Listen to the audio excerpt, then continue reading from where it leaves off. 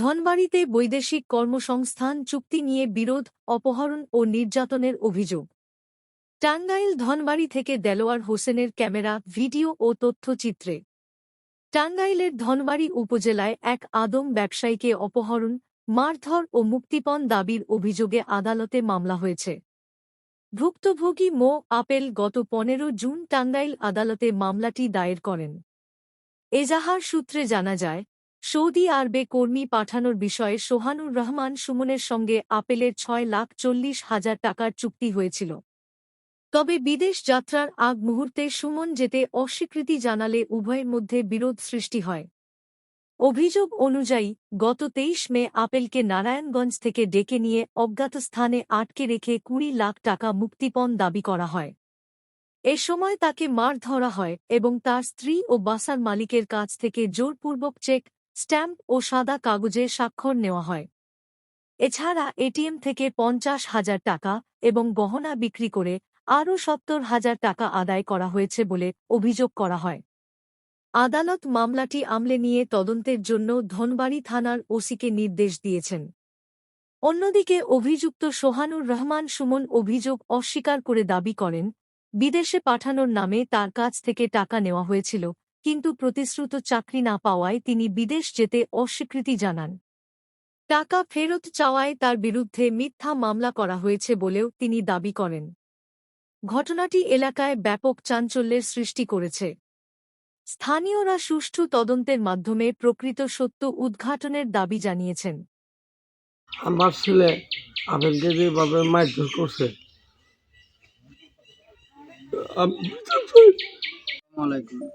মোহাম্মদ, আমার নাম awful, doctor Shahabuddin পিতা, গ্রাম পঞ্চায়েত চাঁদপুর, থানা ধনবাড়ী, জেলা টাঙ্গাইল, বানিয়াজান ইউনিয়ন। যুবত আমি সৌদি আরব ছিলাম প্রায় ২ বছর। ওখানে চাকরি অবস্থায় থাকাকালীন আমার বেশ কিছুদিন লোক বললো যে তাহলে আমার বিদেশ নাও। আমি নিছি, তারা ভালো অবস্থান আছে। এর ভিত্তিতে ১ নম্বর আসামি সুমনে বলল যে তাহলে আমারে নাও। আমি বললাম যে ঠিক আছে, তাহলে আপনি আসেন। আসার পরে ভিসা প্রসেসিং হয়েছে, ফ্লাইট হয়েছে ২১ তারিখে ওর ফ্লাইট। ২০ তারিখে কইতেছে যে আমি যেমন আমার টাকা ঘুরিয়ে দাও। আমি এই সুবাদেই বললাম যে আপনার সব কিছু কমপ্লিট হয়েছে, আপনি যাবেন না কে? আমি যাবো না। তখন কিছু লোক উঠে নেয়, আমার বাড়িতে হামলা দেয়। আমি ভয়ে আবার বিদেশ চলে যাই ছুটি অবস্থায়। যাওয়ার পরে ওই জায়গায় থেকেও হুমকি ডুমকি দেয় সুমনে, যে তোর দেশে আইলে মাইরা হালামো, এই করবো সেই করবো সুমনে। তখন সুমন এই কথা বলার কারণে আমি ১ বছর ছিলাম সৌদি আরব। আসার পরে ওনার যে বাইন্যা নাম হলো কামাল, ২ নম্বর আসামি, হ্যাঁ, আমলিগের নেতা। উনি বলতেছে যে যা আবার ওবো, তুমি নিগেল আছো, তুমি আমার নারায়ণগঞ্জে আহ, তোমারে আমি দেখবো। বা সুমনের বিরুদ্ধে ৬,৪০,০০০ টাকা মামলাও করাইছে কামাল, যে তুমি নিগেল আছো, বিদেশ যাবো না, ওর ব্যর্থতা। আমি আসলাম কামালের কাছে নারায়ণগঞ্জে। আসার পরে কামাল আমারে বলল, আপেল কি এই জায়গায় একটা ব্যবসা করো। আচ্ছা, কী ব্যবসা করবো? তাহলে মালিকের সাথে বসে তুমি একটা ব্যবসা করো, মাড়ি ব্যবসা। তখন মালিকের আমি ৭ লাখ টাকা দিলাম। দেওয়ার পরে আমার পুঁজি হলো ৭ লাখ টাকা, বিদেশ থেকে আনার পরে ৭ লাখ টাকা পুঁজি। তখন আমি বললাম যে ব্যবসা যে করবো, আমার তো পুঁজি করতে থাকো, আল্লাহ ভরসা।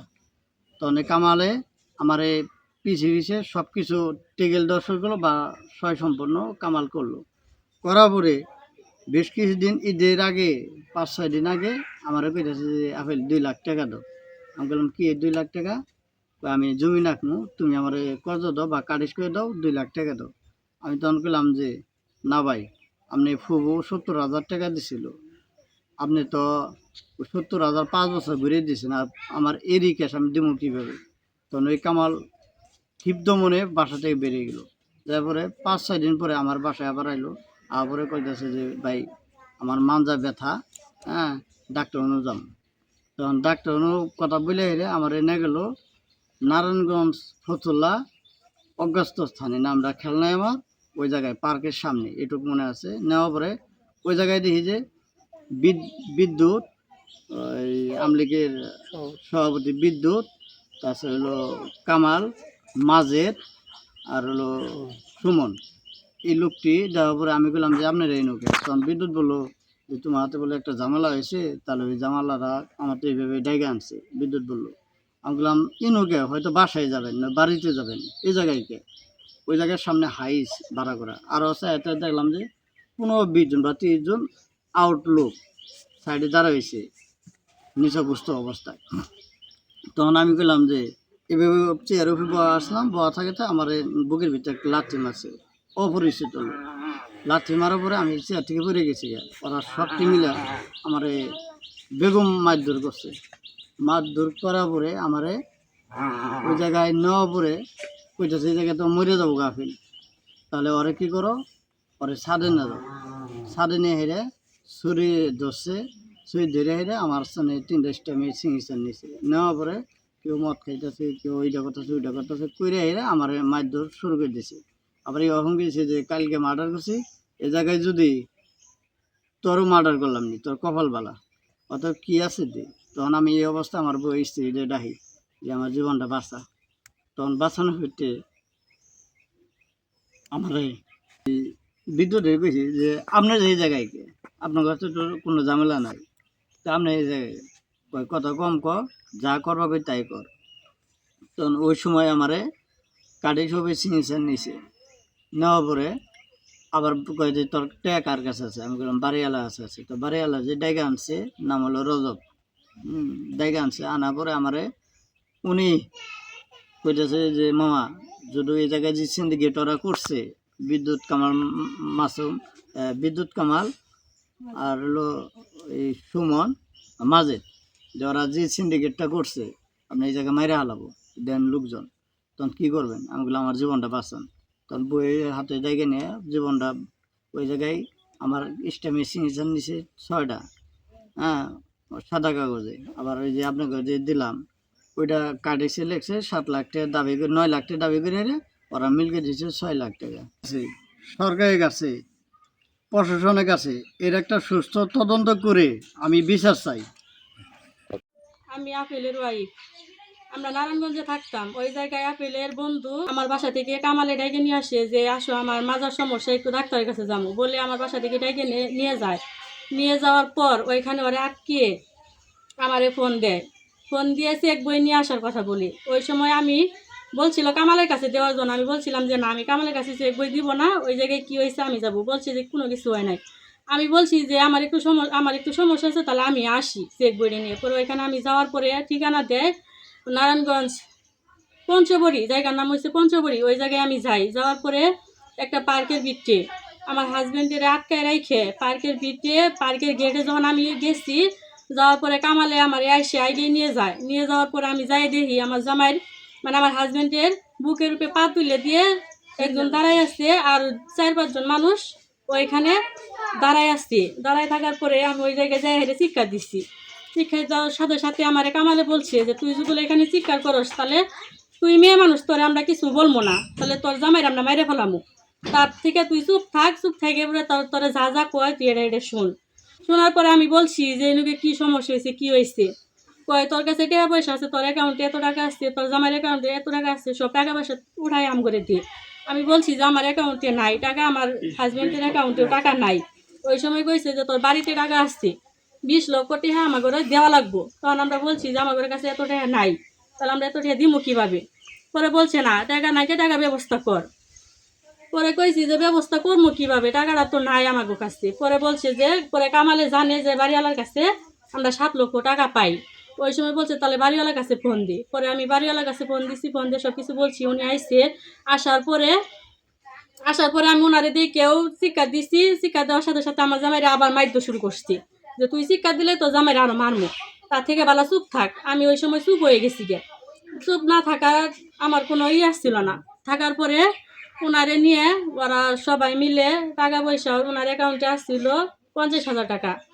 আর 50,000 টাকা আমার গয়নাগাটি বেচছে, 50,000 টাকা জোগাই হেরে 1 লাখ টাকা ওনার করে দিচ্ছি। দেওয়ার পরে জোর করে 4টা স্ট্যাম্পে সিগনেচার নিচ্ছে, 6 লক্ষ টাকা একটা সিগনেচার নিচ্ছে, মালিকেরও নিচ্ছে আমাদেরও নিচ্ছে। নেওয়ার পরে ওন থেকে আমরা বাইসে আইছি, পুনরাম বাইসে আইছি। প্রশাসনের কাছে সরকারের কাছে আমি এটা সুস্থ বিচার চাই। কামাল হয়েছে এই ঘটনার নায়ক। কিন্তু আমি ওই এলাকাবাসীর পক্ষ থেকে এবং কি আমি একজন বাংলাদেশের নাগরিক হিসেবে দেশবাসীর কাছে এবং প্রশাসনের কাছে দৃষ্টি আকর্ষণ করছি, এই ঘটনা সাপেক্ষে ঘটনা তদন্ত সুষ্ঠু তদন্ত সাপেক্ষে এর একটা বিচার হওয়া দরকার। আমরা শুনছি আবেলের অনেক নারায়ণগঞ্জে মারপিট করছে, এই মারাটা কিন্তু ওর কিন্তু ঠিক হয় নাই। তদন্ত করে আমরা এটা বিচার চাই। আবেলের যে মারধর করছে আমরা শুনছি, এটা আমরা সঠিক বিচার চাই। দেশবাসীর কাছে, সরকার কাছে আমরা সঠিক বিচার চাই। কায়াবাড়া সন্ত্রাসীরা আমার স্বাস্থ্য ভাই আফেলকে নারায়ণগঞ্জে ডাইকে নিয়ে যেভাবে অত্যাচার করছে, মারধর করছে 20 লাখ টাকার দাবিতে, ঠিক আছে, এটা মানে অযৌক্তিক একটা মানে বিষয়। তারা যেটা করছে একটা ক্রাইম, বড় ধরনের একটা ক্রাইম করছে। আমি আমার ভাই হিসেবে আমার ভাইকে যেভাবে তারা অত্যাচার মারধর করছে, আমি এদেশের সরকারের কাছে, জনগণের কাছে, প্রশাসনের কাছে সুষ্ঠু তদন্ত করে এটার কঠিন বিচার চাই। এটার জন্য একটা সুষ্ঠু বিচার আমরা পাই। আমার নাম মোহাম্মদ সোহানুর রহমান সুমন, গ্রাম 85 কামামারা, থানা ধনবাড়ি, 85 চাঁদপুর। আদম ব্যাপারী আপেলের মাধ্যমে বিদেশ যাওয়ার আলোচনা করি। উনি এক পর্যায়ে আমার বিদেশ নেওয়ার জন্য ইচ্ছা প্রকাশ করে। আমার বিদেশ কন্ট্রাক্ট হলো 6,40,000। উনি আমাকে একটা কোম্পানি ভিসা দিবে। কোম্পানির নাম হলো আল হানিগি আর এক্সপিএল, দুটো কোম্পানি বলে। আমি আল হানিগি বাদ দিয়ে এক্সপিএল কোম্পানি অ্যাকসেপ্ট করি। উনি আমাকে ভিসা দেয়, কিন্তু ভিসার মধ্যে লেখা থাকে লোড অ্যান্ড আনলোড, মানে সাপ্লাই ভিসা। আমি ওনাকে বিভিন্ন চেকের মাধ্যমে 5,40,000 টাকা দিই, নগদ 1 লাখ টাকা হাতে দিই। উনি আমাকে এই সাপ্লাই ভিসা দেওয়ার পরে আমি না যাওয়ার ইচ্ছা প্রকাশ করি এবং এলাকাতে এই বিষয় নিয়ে একটা দরবার হয়। দরবারে সভাপতি ছিলেন ওনার চাচা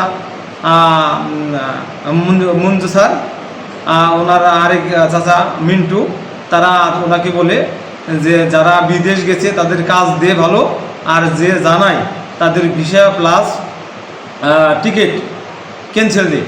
পরবর্তীতে ওরা কাজ ভালো বললে পরে ওনারা যাবে, এই বলে 11 দিনের সময় দেয়। 11 দিনের মাথায় উনি আমার বিরুদ্ধে থানায় মিথ্যা একটা মামলা দায়ের করে আবার পুনরায় বিদেশ চলে যায়। দীর্ঘ 3 বছর যাবৎ আমি ওনার পাশে ঘুরি, এটা সমাধানের জন্য উনি কোনোভাবেই আসে না। তারপরে উনি সৌদি থেকে এসে নারায়ণগঞ্জ অবস্থান করে ওখানে একটা চাকরি করে, রজব আলী নামে এক লোক, তার ফ্যাক্টরিতে।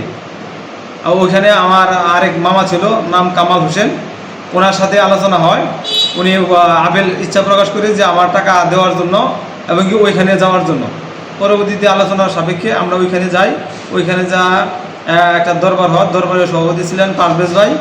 ওনার সভাপতিতে দরবারে বিদেশ ব্যাপারে যে টাকা দিছে ওই চেক তারা দেখে প্রমাণের ভিত্তিতে আমার সাথে আরেকজন বাদী ছিল কামাল হোসেন, ওনার কাগজপাতি প্রমাণ করে প্রমাণের ভিত্তিতে দুজনে মিলে 9,10,000 টাকা উনি বিদেশ বাবদ আমাদের কাছে নেয়। পরে দরবারের সিদ্ধান্ত অনুযায়ী 6,90,000 টাকা ধার্য করা হয়, নগদ কিছু টাকা প্রদান করে, এবং বাকি টাকা 20 তারিখে দেওয়ার জন্য ডেট নেয়। তার আগেই উনি থানায় কোর্টে একটা মামলা দেয় আমাদের বিরুদ্ধে। মামলা দিয়ে মিথ্যা মামলা আমাদেরকে হয়রানি করে, এবং কি যাতে টাকা না দেওয়া লাগে সেই পরিকল্পনা করি। প্রশাসনের কাছে, বাংলাদেশ সরকার ও প্রশাসনের কাছে আমার আবেদন, আমাকে যেন এই মিথ্যা মামলা থেকে প্রত্যাহার দেয়